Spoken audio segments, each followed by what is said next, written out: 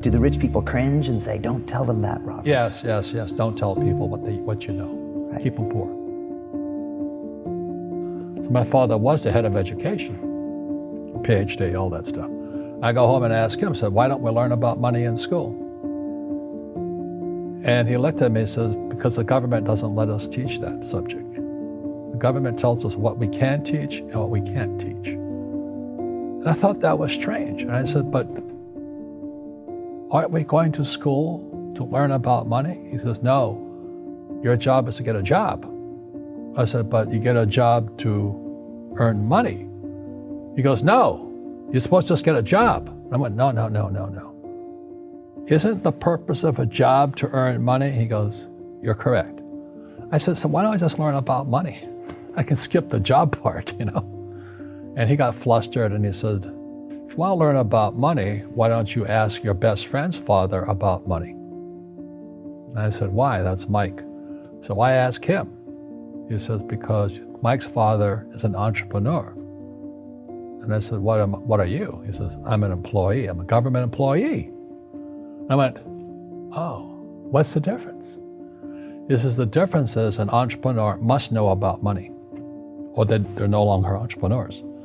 And he says an employee doesn't have to know anything about money, because the government will take care of them, the company will take care of them. So I'm all confused.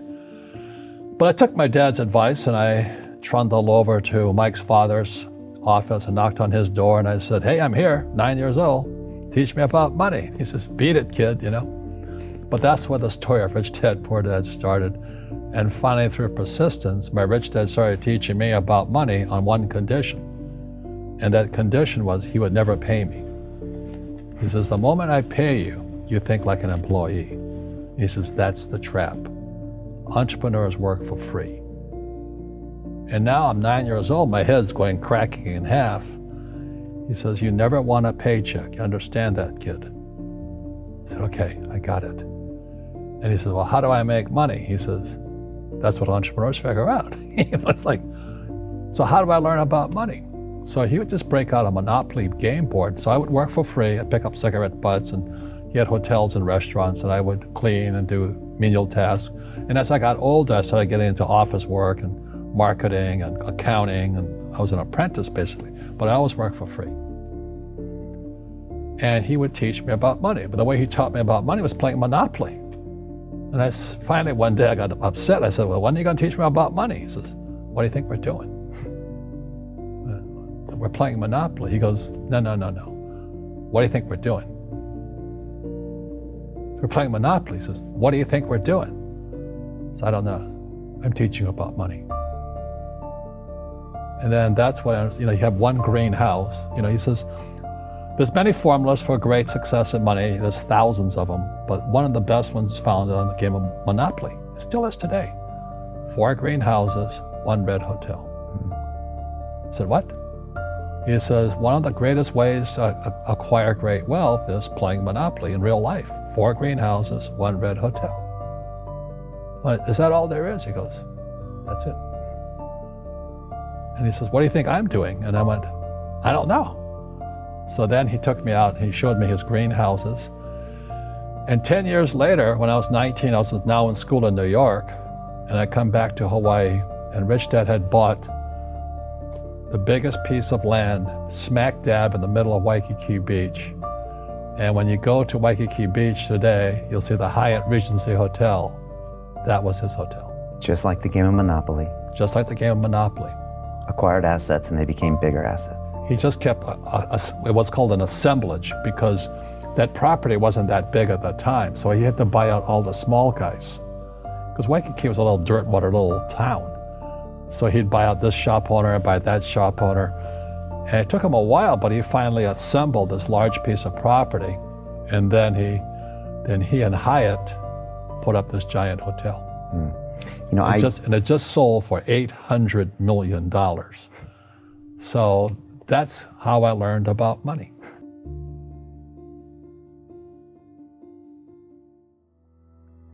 I've had financial crashes. I've had people stab me in the back, but they're all good because I grow from it. That's spirituality. Right. People who are afraid of making mistakes, like they teach in school, they don't ever grow. Because spirituality is there's good and there's bad, there's right and there's wrong, there's up and there's down. Most people only want to be right, they only want to be positive. Well, you can't have that. That's not reality. Well, I wasn't poor by most people's standards, but I came from a family with a poor attitude, if you know what I mean. Because rich, poor, middle class, poverty starts with a fundamental attitude. Poverty is passed on. It's taught in your families. And middle class is taught in families. And so the people right now who are sitting at home, who are struggling financially or worried about money or unhappy, they may be making a lot of money, but unhappy with what they're doing, it was probably taught to you. Your super ego was taught, get a job, work hard, or you'll never be rich, or the rich are evil, or whatever. The school system will never teach you about money. The school system was designed to teach you to be an employee, which is important, or a doctor or a lawyer, a specialist, but never about money. And what most people lack is real business knowledge, like accounting, like debt, like taxes. You got to know that stuff, but they don't teach it in school to anybody. So, and then when people ask me, how did your rich dad learn this when your poor dad, a PhD, didn't? And the answer is very simply, my rich dad, who's my best friend's father, his father died when he was 13. So his rich dad had this family business at 13 to run. So he had to drop out of school, which was his blessing. There's blessings, and sometimes the blessing doesn't look like a blessing, but it turned out to be a blessing. And then his teachers became his bookkeeper, his accountant, his attorney, his banker, his real estate agents. So he has what I call real teachers, not these fake teachers in school. You see, most teachers in school, they're out of ethics. They teach subjects they themselves don't practice. I asked the teacher, I said, I'm in my third year of calculus now. It was called strength of materials. I said, am I ever going to use this stuff? He goes, no. I said, why do you teach it? He says, because I get paid. I said, do you ever use it? He goes, no. And that's why, you have to, in life, one of the things I suggest to people, you got to find a real teacher versus a fake teacher. And a fake teacher is somebody who doesn't do what they teach. And a real teacher is doing what they teach every day. So my accountants, my attorneys, they're in it every single day. And that's how I learn, because every day I'm solving problems in my business.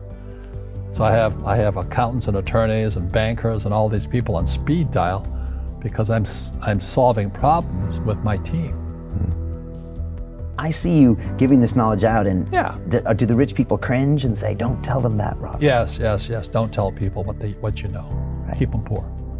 But, unfortunately, the poor, as was in the Bible, I'm not real religious, the poor will always be amongst us because it starts up here. Right, it's that fear mentality. It's in their words, and the words become flesh. Again, I'm not really religious. I flunked out of Sunday school also. But when they say I can't afford it or I can't do that, they go down. They become what they say. My PhD daddy says, what do you think I am, made of money? I can't afford that. And my rich dad would say, that's why he's poor. Poor people say, I can't afford it, I can't do that, I don't have time. Because it's an escape. It's an escape, you know what I mean? It's easy to say, I can't afford it. And your rich dad used to say what instead of, I can't afford it? How can I afford it? How can I do that? What would it take, or why should I do that? He says that a question opens the mind, a statement closes the mind. So when you say, I can't afford it, your mind shuts down and you become what you say. Rugby is a team sport, but so is soccer. The rules are different. And other people are golfers. They play by themselves. And so everybody's different. So my game financially is business, number one. Second is real estate. So what I say to young people is, you find your game.